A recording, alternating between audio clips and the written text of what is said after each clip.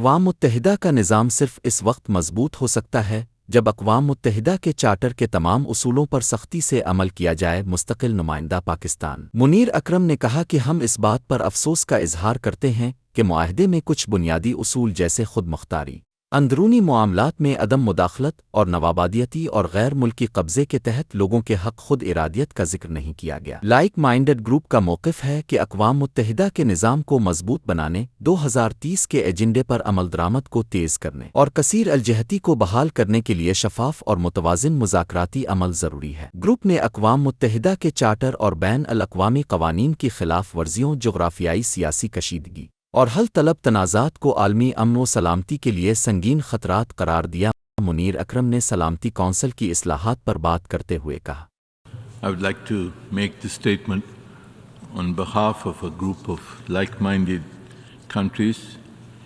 consisting of Algeria, Bolivia, China, Cuba, Egypt, Eritrea, the Islamic Republic of Iran, Iraq, Libya, Nicaragua, the Russian Federation, Sri Lanka, the Syrian Arab Republic, Venezuela, Zimbabwe, and my own delegation, Pakistan.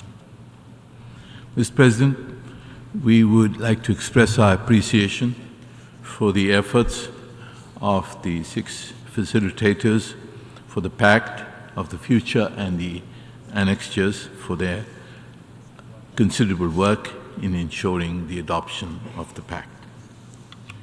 The LMG accords the highest priority to the strengthening of the UN system in order to ensure compliance with the purposes and principles of the UN Charter, turbocharging the implementation of the 2030 Agenda, and reinvigorating multilateralism through the restoration of trust among member states.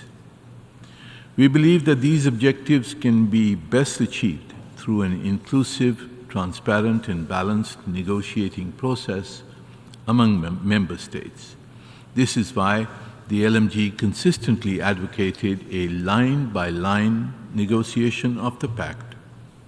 On climate change, the LMG reiterates its position that the UNFCCC is the appropriate forum to negotiate the global response to climate change, and that the language in the Pact cannot be seen as superseding agreements reached within the COPs of the UNFCCC and within the UNFCCC itself.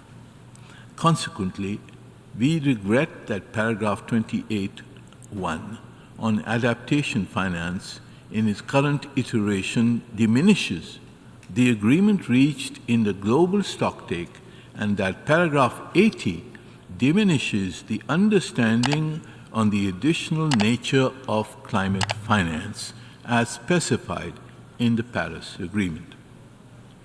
On peace and security, we have consistently emphasized the importance of addressing the real threats and challenges to international peace and security, including their root causes, such as violations of the purposes and principles of the UN Charter, international law, geopolitical polarization and tensions, festering conflicts, and unresolved disputes. The Pact falls short in effectively addressing the critical threats to international peace and security. The Pact's discussions on peace and security, the Pact's decisions on peace and security and disarmament are severely deficient. The failure to address the key ongoing disputes and conflicts, such as the ongoing genocidal war in Gaza and the wider conflict in the Middle East that is spreading today, conflicts in Europe, Africa, and South Asia, none of these have been frontally addressed by the Pact. Nor does the Pact address the breakdown of arms control and the renewed multidimensional and global arms race that is taking place in front of our eyes. The UN's relevant bodies, the Security Council, the Conference on Disarmament, the Disarmament Commission, and particularly this General Assembly must address these realities which we face and which we must not dodge. 4. Reform of the UN security architecture is needed, in particular to redress historic injustices against Africa and other developing countries. But let us be clear, the architecture is not to be blamed for the failure to promote peace and to resolve conflicts. This failure is due to the strategic ambitions and policies of some major and some minor powers. Efforts to achieve Security Council reform should not become a part of the strategic competition between rival powers by seeking privileged positions for strategic allies on the Council while ignoring the aspirations and positions of the vast majority of the General Assembly, which consists of small and medium states. Such an approach will not strengthen world order, it will erode it further. And Security Council reform should be accompanied by a revival of the General Assembly.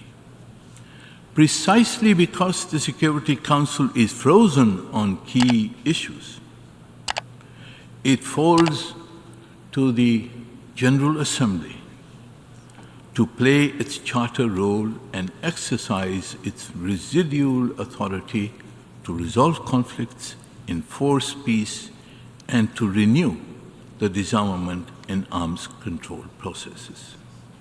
In this context, Mr. President, we look to you to guide the revival of the General Assembly at this crucial stage and to address the real and present threats to international peace and security with the democratic participation of all member states. I thank you, Mr. President.